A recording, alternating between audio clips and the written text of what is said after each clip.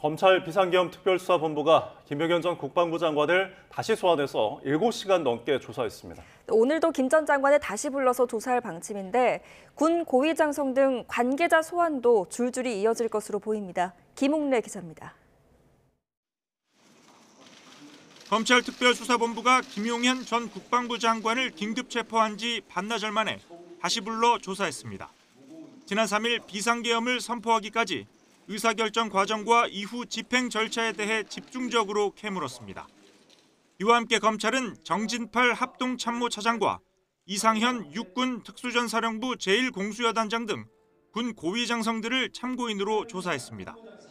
정 차장은 계엄 선포 직후 계엄사령부 부사령관에 임명됐고 이 단장은 국회에 투입된 2개 대대 중 하나인 제1공수여단을 지휘한 인물입니다.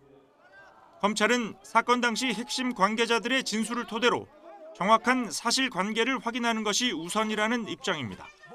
김 전 장관에 대한 압수수색에 나서기 전 신병부터 확보한 이유입니다.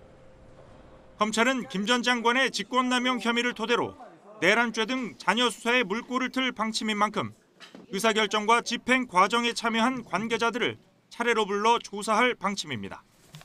검찰은 김 전 장관을 체포한 지 48시간이 되는 오는 10일 전까지 사후 구속영장을 청구한다는 방침입니다. YTN 김웅래입니다. 비상계엄과 관련해 김병현 전 국방부 장관에 대한 강제 수사에 나선 경찰청 국가수사본부가 김 전 장관의 휴대전화 등을 압수했습니다. 국가수사본부 비상계엄특별수사단은 어제 오전 10시부터 저녁 7시 20분까지 50여 명을 투입해서 국방부에 있는 김 전 장관의 집무실과 공관, 자택 등을 압수수색해 휴대전화와 컴퓨터, 노트북 등 18점을 압수했다고 밝혔습니다. 김 전 장관은 비상계엄 선포작전 전 과정을 주도했다는 의혹을 받고 있습니다.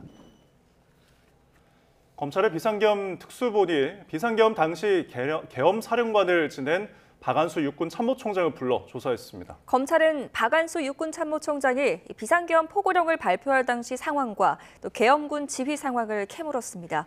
윤태인 기자입니다. 검찰 비상계엄 특별수사본부가 어제 박안수 육군 참모총장을 참고인 신분으로 불러 조사했습니다. 박안수 육군 참모총장은 지난 3일 비상계엄 선포 직후 계엄사령관으로 임명된 인물로 정치활동 금지나 언론과 출판 통제, 의료인 복귀 명령 등의 내용이 담긴 포고령 제1호를 직접 발표했습니다. 검찰은 박 참모총장을 상대로 포고령을 발표할 당시 상황과 계엄군이 국회에 투입된 경위를 조사했습니다.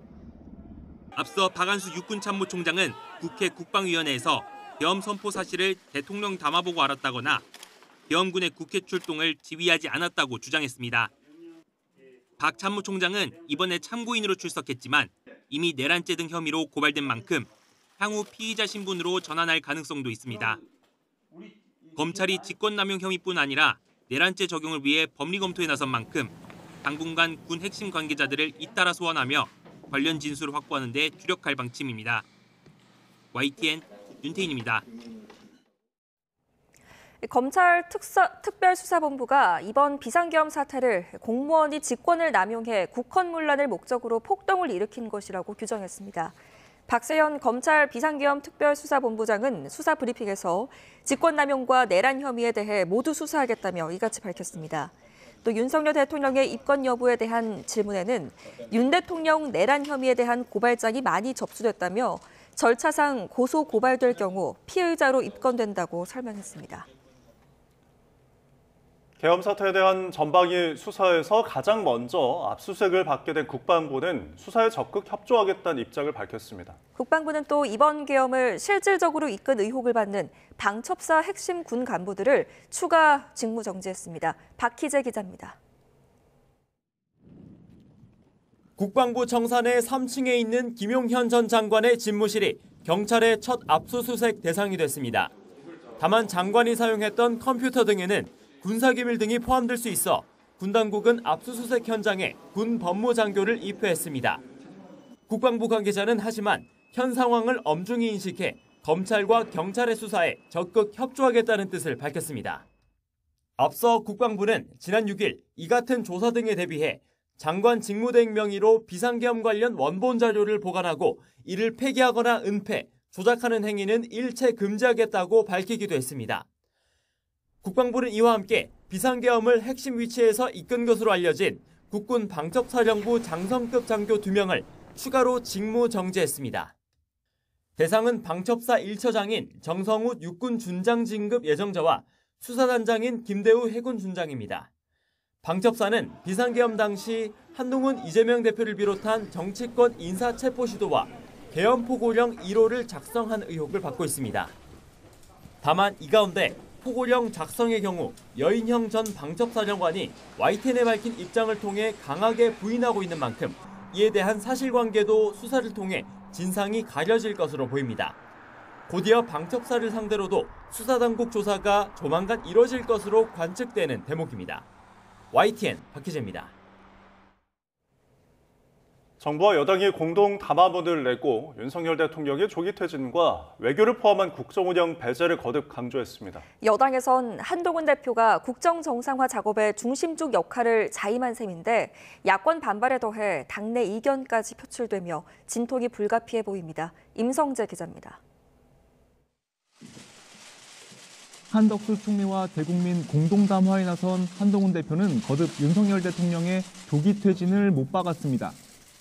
당과 정부가 중심이 돼 안정적으로 전국을 수습해 나가겠다고 공언한 겁니다. 퇴진 전이라도 대통령은 외교를 포함한 국정에 관여하지 않을 것입니다. 특히 집권 여당으로서의 역할에 방점을 찍었는데 국정 안정화 과정에서 당이 주도권을 주겠다는 점을 분명히 한 거란 해석도 나옵니다. 검경의 엄정하고 성역 없는 수사를 강조하면서 윤 대통령과 거리를 둔 것도 같은 맥락으로 읽힙니다. 정부나 당이 대통령을 포함해서 누구라도 옹호하는 일은 없을 것입니다.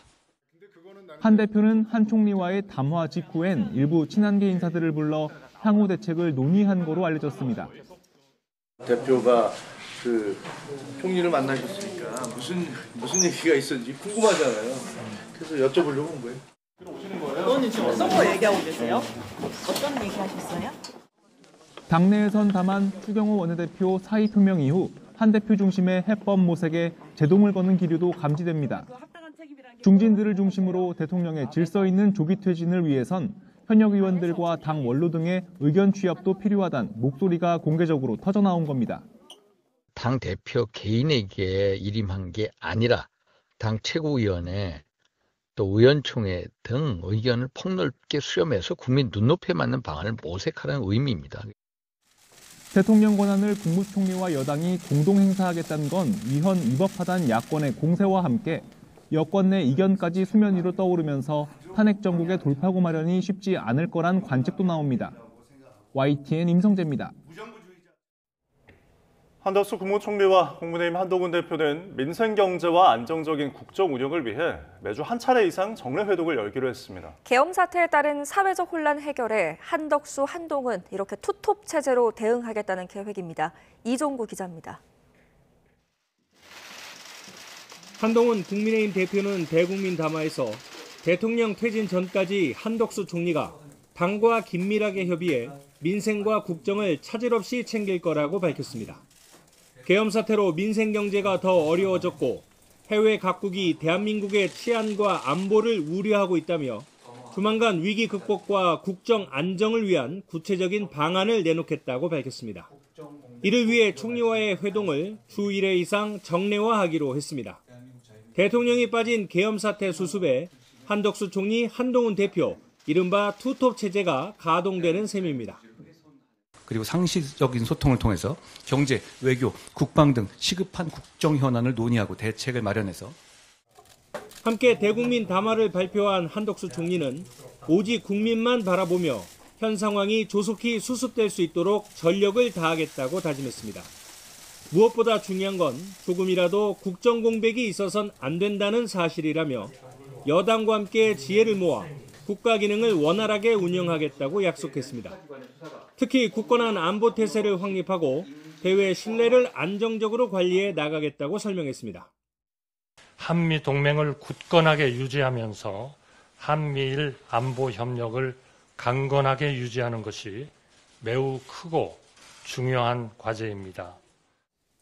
한 총리는 비상시에도 국정이 정상적으로 운영되기 위해선 정부 제출 예산안의 국회 통과가 절실하다며 야당의 협조를 구했습니다. 그러면서 경청과 타협, 합리화 조정이 뿌리내리길 희망한다며 정부가 먼저 몸을 낮추겠다고 말했습니다. YTN 이종구입니다.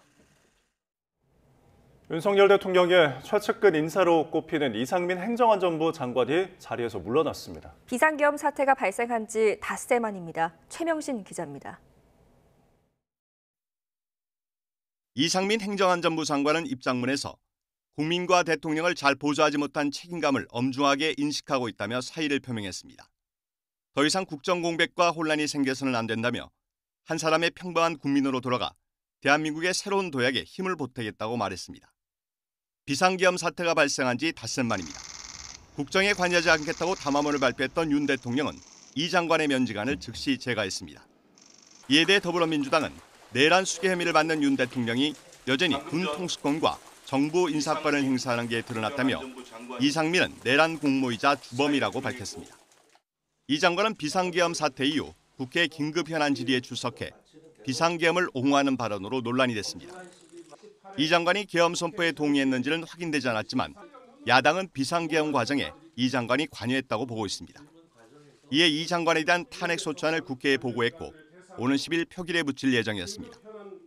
윤 대통령의 충안구 후배인 이 장관은 정부 출범 때부터 윤 대통령을 보좌해온 최측근 인사로 분류됩니다. 야당은 이태원 참사 책임을 물어 지난해 2월 이 장관 탄핵안을 가결시켰습니다. 이에 직무가 정지했던 이 장관은 헌법재판소가 탄핵 심판 청구를 기각해 5개월 만에 장관직에 복귀했습니다. 이후 지금까지 2년 7개월 동안 윤 정부의 최장수 장관으로 일해왔습니다. YTN 최명신입니다. 국민의힘 4선 이상 중진 의원들이 오늘 오전 국회에서 만나 국정수습에 관한 의견을 교환합니다. 여당 소속 5선 의원은 YTN과의 통화에서 국정 안정화 방안에 총의를 긴급하게 모을 필요성이 있다며 이같이 밝혔습니다. 이 자리에는 한동훈 대표는 참석하지 않는 것으로 파악됐습니다.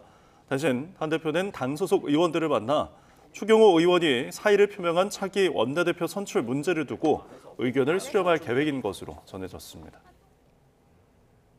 더불어민주당은 윤 대통령의 비상계엄 선포에 적극 동조했다는 의혹을 제기하며 박성재 법무부 장관과 조지호 경찰청장의 탄핵소추안을 오는 12일 처리하겠다고 밝혔습니다.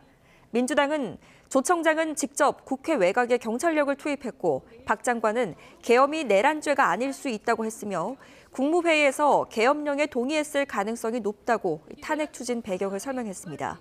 또 윤 대통령 비상계엄 수사를 위한 내란 특검법을 발의한다며 이르면 12일에 처리할 계획이고 상설특검과 국정조사도 시행할 예정이라고 강조했습니다. 아울러 김건희 여사 특검법도 이르면 12일 통과시킬 수 있다고 부연했습니다.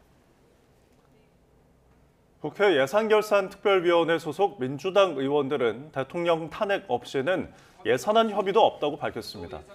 이들은 국회 로텐더홀 기자회견에서 내란을 공모한 반헌법적 정부와 합의를 하자는 말이냐며 이같이 주장했습니다. 그러면서 정부와 여당이 탄핵에 따르지 않으면 우원식 국회의장이 시한으로 정한 내일 감액 예산안을 통과시키겠다고 강조했습니다. 최상목 경제부총리도 어제 관계부처 합동 성명에서 경제 문제만큼은 여야 관계없이 조속히 처리해달라고 호소했습니다.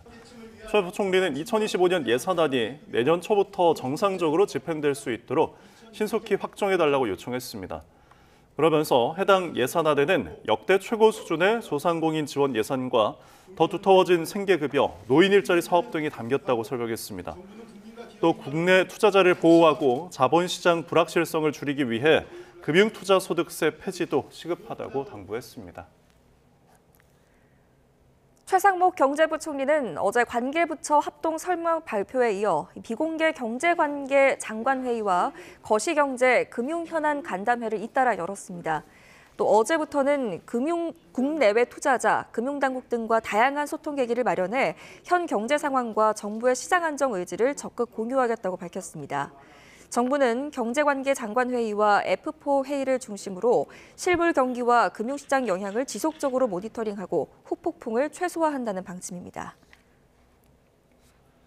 계엄 사태 이후 한국 방문을 취소한 것으로 알려진 오스틴 미국 국방장관이 일본에 도착해 일정을 시작했습니다. 미 국방부는 최근에 탄핵 정국과 관련해 한미 동맹과 연합태세에 차질이 없을 거라면서도 한국의 민주적 절차의 작동을 촉구했습니다. 워싱턴 권준기 특파원입니다. 일본 도쿄 요코타 공군기지에 도착한 로이드 오스틴 미국 국방장관. 이시바 시게루 일본 총리와 나카타니겐 방위상 등을 만나 지역 안보 현황과 미일 방위 협력 등을 논의할 계획입니다. 당초 오스틴 장관은 한국과 일본을 잇따라 방문할 계획이었지만 한국 일정을 막판에 제외시킨 것으로 전해졌습니다. 계엄 사태 이후 한국을 방문할 적절한 시점이 아니라고 판단한 것으로 알려졌습니다. 일본 방문길 기내 브리핑에서 미 국방부 고위 당국자는 계엄 사태 이후에도 한미동맹은 철통 같다며 한미 연합태세는 어떤 우발적 상황에도 대응할 수 있도록 대비하고 있다고 밝혔습니다. 또 계엄 사태가 한미 안보 협력에 미칠 영향은 없을 거라며 찰스 브라운 합참의장과 폴 럭헤머라 주한미군 사령관이 각각 한국 대화 상대와 접촉하고 있다고 설명했습니다. 현재 한국 상황에 대해서는 앞으로 몇 주간 추가 조치에 대한 논의가 진행될 것으로 보인다며 국회 상황을 주목했습니다. 그러면서 한국의 민주적 제도와 절차가 헌법에 따라 완전하고 적절하게 작동할 수 있도록 계속 촉구할 것이라고 강조했습니다. 앞서 미국 행정부는 탄핵 표결 무산 이후 민주적 절차와 시스템의 작동을 강조하며 평화 시위가 보장돼야 한다는 입장을 냈습니다. 워싱턴에서 YTN 권준기입니다.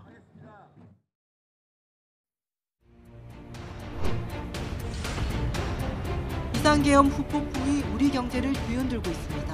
계엄 선포 당일 1,440원을 넘어섰던 원달러 환율은 여전히 불안하고 우리 주식시장에서는 외국인과 개인 모두 투자금을 빼고 있습니다.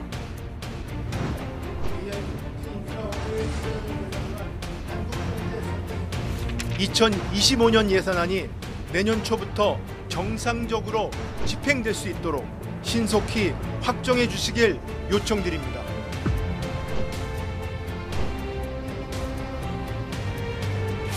주요 여행사에는 외국인 관광객들의 여행 취소 문의가 잇따르고 있습니다. 가뜩이나 불황의 늪에 빠진 면세점 업계는 고환율로 가격 경쟁력이 떨어지며 직격탄을 맞았습니다.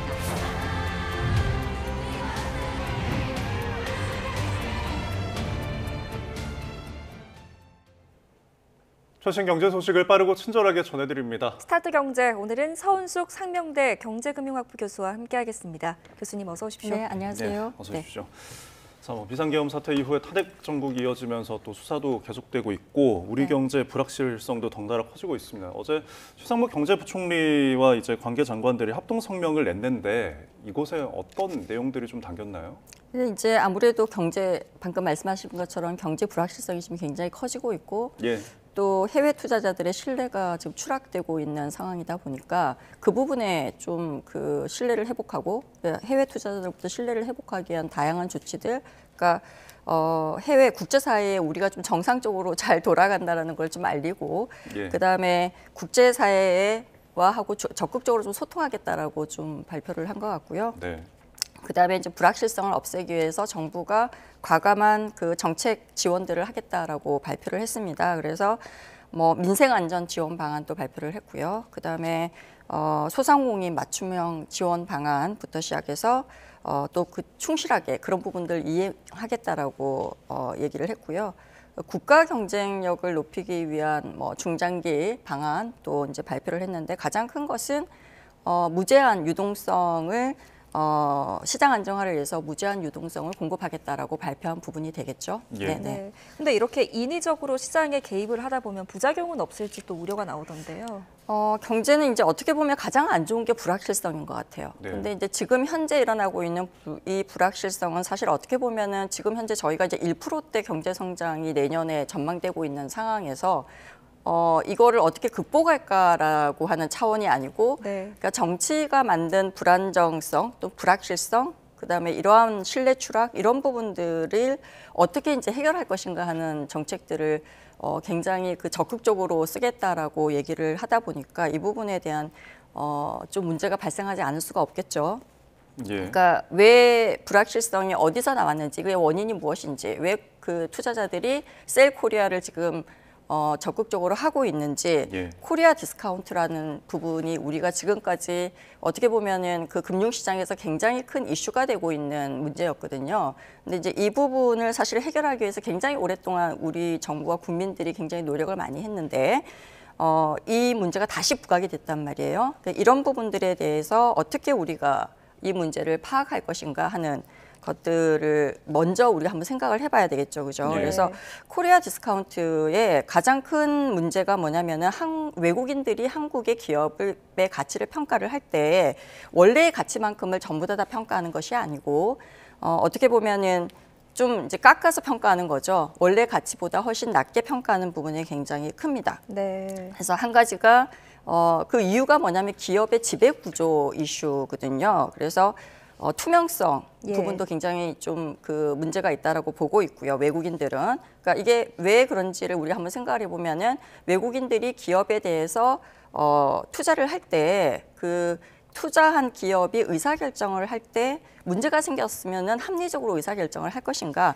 아니면 패밀리 위주로 의사결정이 이루어지고 규제나 제재나 이런 것들이 제대로 들어가지 못해서 합리적인 의사결정을 못할 가능성이 좀 크다는 거죠. 이제 그렇게 되면은 비이성적인 의사결정이 결국은 내가 투자한 투자 금액을 제대로 돌려받지 못하는 상황이 발생하기 때문에 이 부분에 대한 디스카운트가 굉장히 크거든요.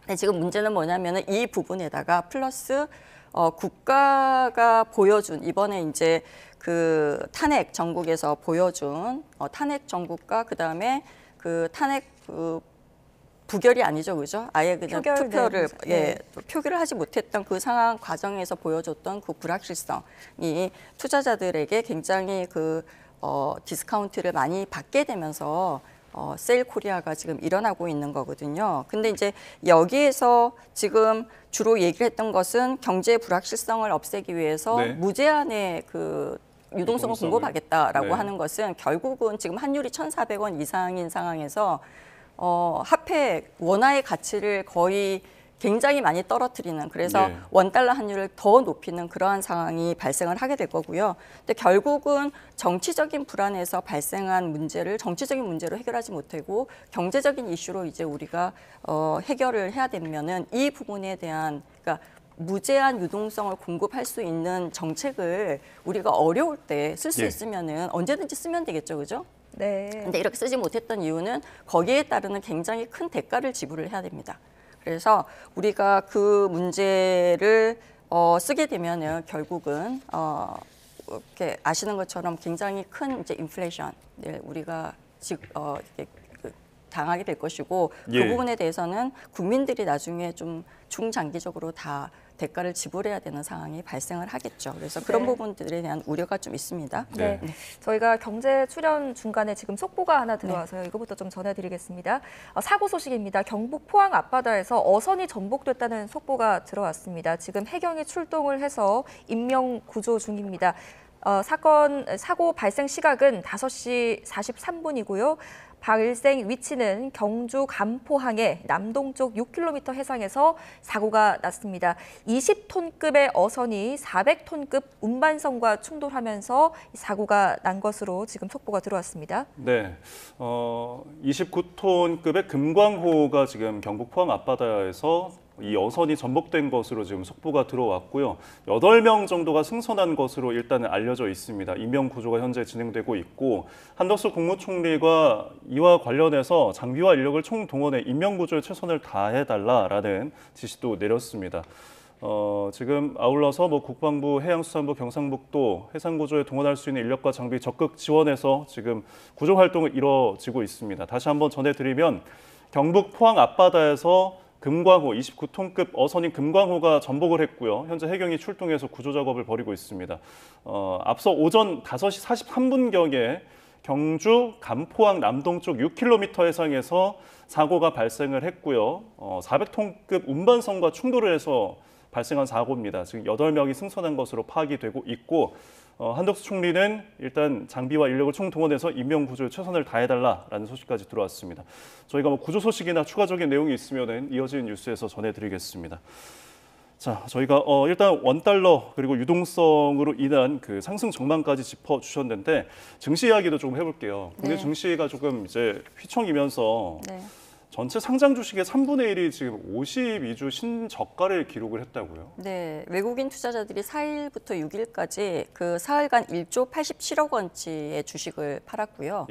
코스피가 2.9% 하락을 했습니다.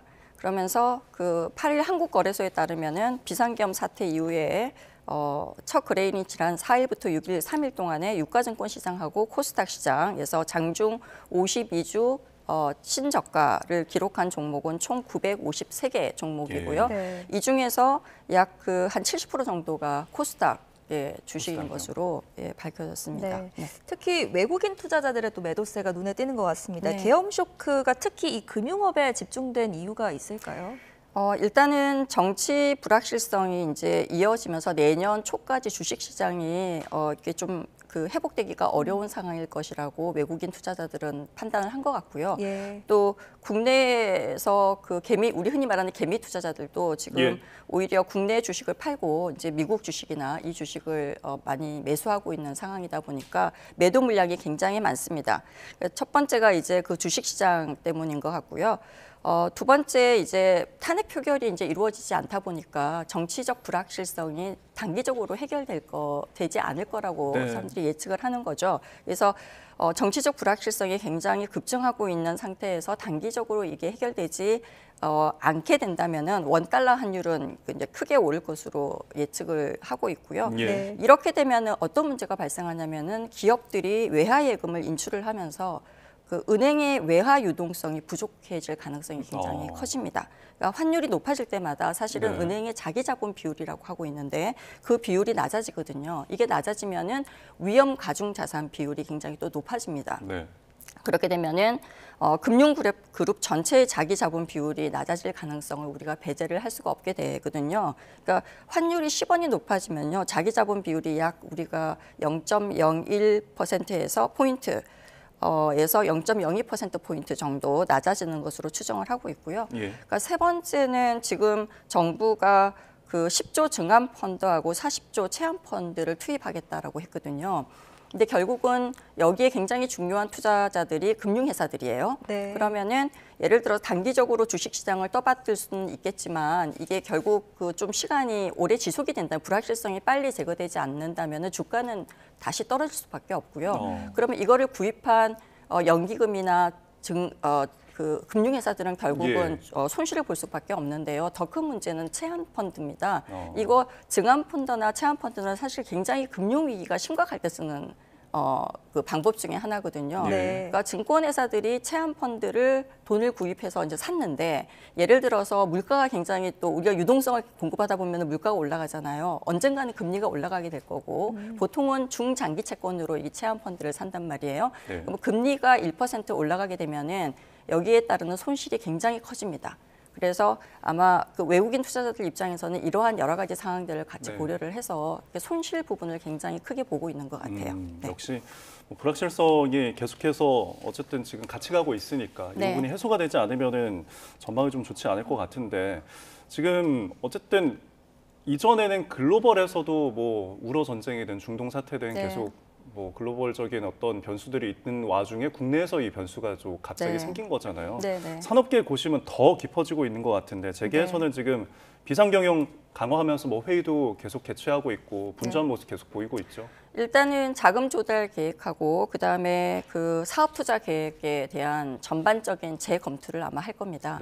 왜냐하면 이게 이제 앞에서 계속 얘기한 것처럼 장기적으로 끝나지 않는 이슈가 돼버리면은 예를 들면 환율이 계속 오르게 되잖아요. 그게 이제 주요한 기업들, 삼성, 현대차 뭐 이런 데가 대부분 해외의 생산 기지들을 구축을 하고 있고요. 그때 자금을 그 나라에서 보통 조달을 하는 경우에는 해외 그 환율 이 붙은 부채가 굉장히 많아지는 거거든요. 그렇게 되면 환율로 인해서 손실이 굉장히 커지기 때문에 그러니까 자금 조달 계획도 다시 재검토를 할 거고요. 사업 투자 계획 같은 경우 예를 들어서 지금 정치적인 불확실성이 굉장히 커지면서 글로벌 공급망 이 채널에서 한국의 공급 그 상황이 굉장히 좀 불안정한 상태거든요. 네. 그러다 보니까 이 부분에 대한 것도 좀 문제가 될 수 있을 것 같습니다. 네. 네. 이렇게 상황이 이어지다 보면 내수가 위축될 뿐만 아니고 또 수출에도 악영향이 있을 것 같은데요. 네. 어떻게 일단 보세요? 네. 이 불확실성이 굉장히 커지면서 우리가 이제 해외에서 우리가 해외에서 전쟁이나 이렇게 뭐 일어날 때 보통 우리가 어떤 얘기를 하면 지정학적 리스크가 굉장히 크다라고 얘기를 하잖아요. 네. 우리도 지금 이제 그러한 문제가 발생을 하는 거죠. 근데 수출은 사실 어떻게 보면 어떤 그 산업 부분에서는 굉장히 좋은 부분도 환율이 올라가게 되면 오히려 돈을 버는 산업도 있을 거고요.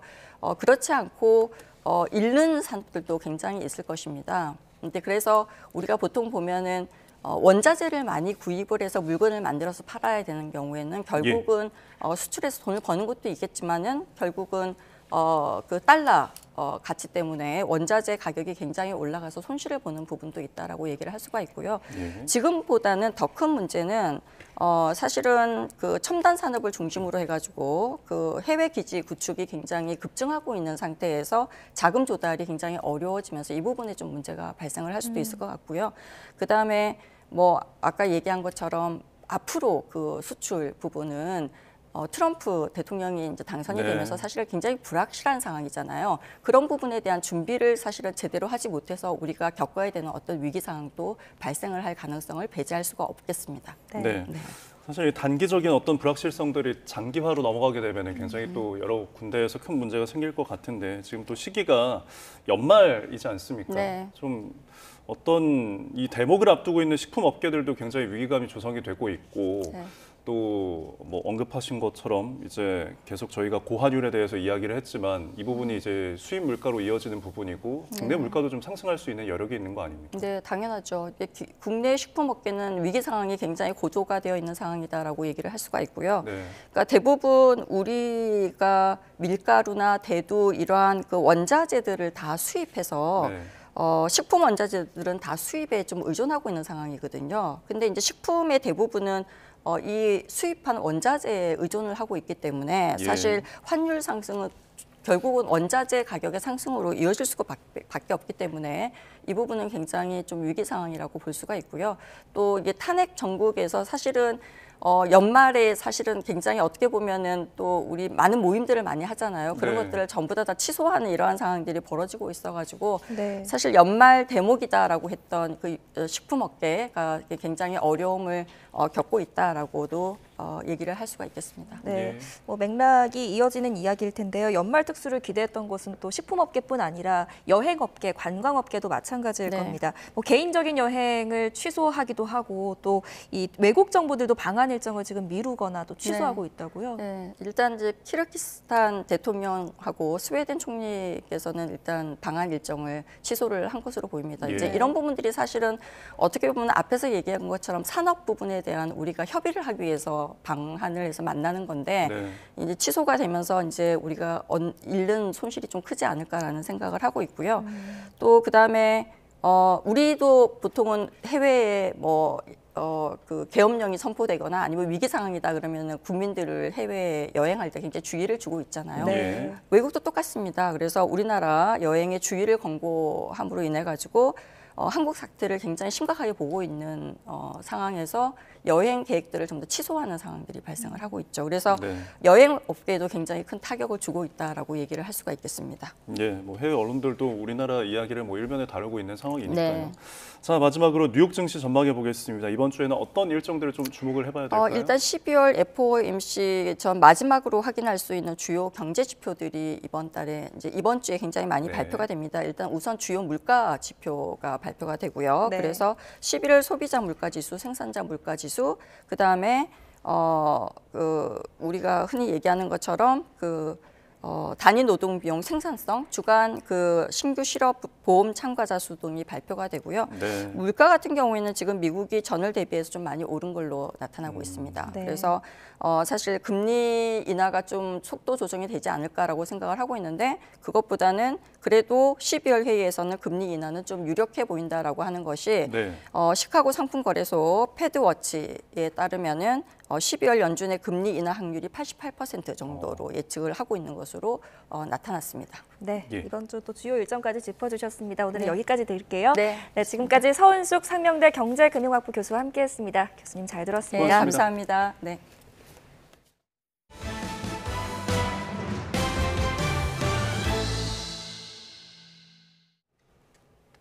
도널드 트럼프 미국 대통령 당선인이 유럽 국가들이 방위비를 더 내지 않으면 북대서양 조약기구 나토에서 탈퇴할 수 있다고 거듭 강조했습니다. 한편 내년 1월 취임 이후 자신의 정적인 조 바이든 미국 대통령에 대한 수사는 지시하지 않겠다고 밝혔습니다.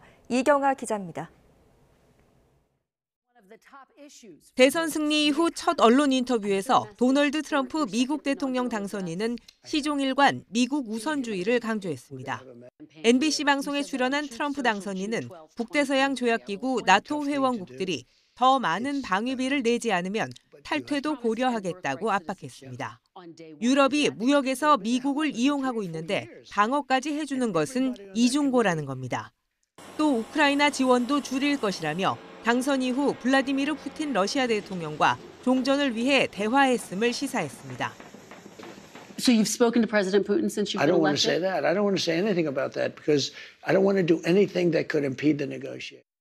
중국 등 경쟁국에 높은 관세 부과를 예고한 트럼프는 이런 조치가 미국 내 물가 상승으로 이어질 것이란 우려에 선을 그었습니다. And I had a lot of tariffs on a lot of different countries, but in particular China, we took in hundreds of billions of dollars and we had no inflation.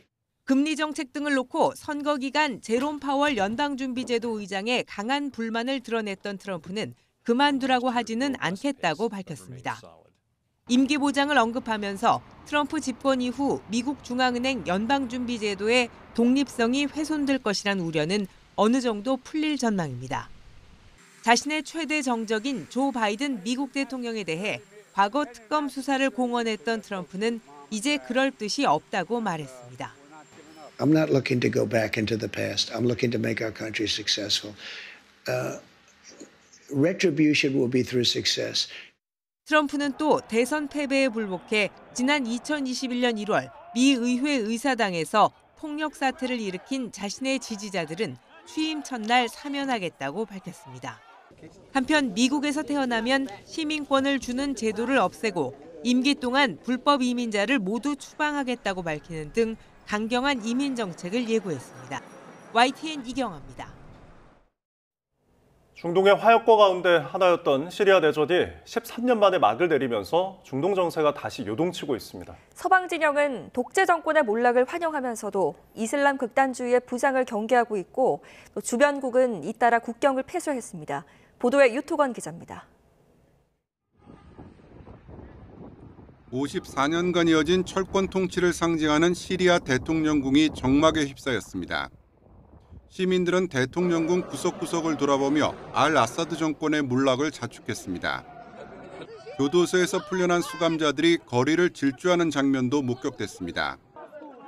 13년간 이어진 내전을 피해 유럽과 중동으로 터졌던 시리아 난민들도 일제히 광장으로 쏟아져 나왔습니다.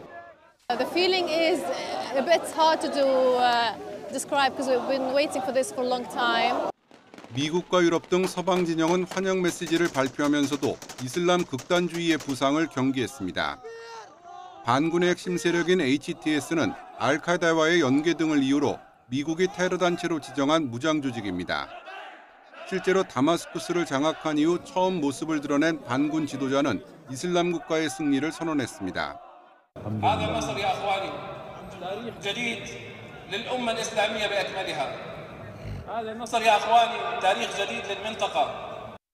이 때문에 반군의 군사행동이 주변국으로 확대될 가능성까지 거론되고 있습니다. 여기에 20개가 넘는 정파가 뒤섞여 있는 반군 내부에서 주도권을 둘러싼 갈등이 격화될 조짐도 나타나고 있습니다. 시리아의 혼란한 상황을 고려해 레바논과 요르단 등은 국경을 폐쇄했습니다.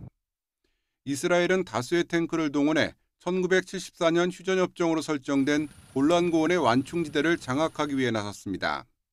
We gave the Israeli army the order to take over these positions to ensure that no hostile force embeds itself right next to the border of Israel. 알 아사드 정권을 발판으로 미국과 이스라엘을 견제했던 이란과 러시아가 큰 타격을 입은 것도 중동 정세의 큰 변수로 떠올랐습니다. YTN 유튜버입니다.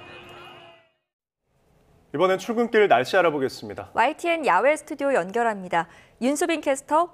네, 윤수빈입니다. 네, 오늘 아침도 어제만큼 춥다고요? 네, 맞습니다. 현재 서울 기온은 영하 3.7도로 올겨울 최저 기온을 경신했던 어제와 비슷하게 출발하고 있습니다. 여기에 찬바람까지 강하게 불면서 체감 온도는 영하 7도 안팎까지 떨어져 있으니까요. 출근길 보온에 신경 써주시기 바랍니다. 오늘 하늘 표정은 어떤가요? 네, 오늘은 전국이 대체로 맑다가 오후부터 구름량만 점차 늘겠습니다. 대기질도 대체로 양호하겠는데요. 다만 충남 서해안에는 오후 한때 비가 조금 내릴 수 있겠습니다. 자세한 지역별 현재 기온부터 살펴보겠습니다. 현재 대관령 영하 11.2도, 파주 영하 9.5도, 세종 영하 4.6도 등 어제와 비슷하거나 조금 더 낮고요. 중부 곳곳에서 또다시 올겨울 최저 기온을 경신하고 있습니다. 또 경기 남부와 충청을 중심으로 눈이 쌓여 있는 가운데 밤사이 곳곳에서 빙판길이 만들어져 교통 안전에도 주의가 필요하겠습니다. 하지만 낮 동안에는 기온이 예년 이맘때 수준을 회복하겠는데요. 오늘 서울 한낮 기온 6도, 광주와 대구는 8도가 예상됩니다. 남은 한 주간도 이맘때 초겨울 추위가 이어지겠고요. 주 중반에는 동해안에, 후반에는 호남과 제주도를 중심으로 비눈이 내릴 전망입니다.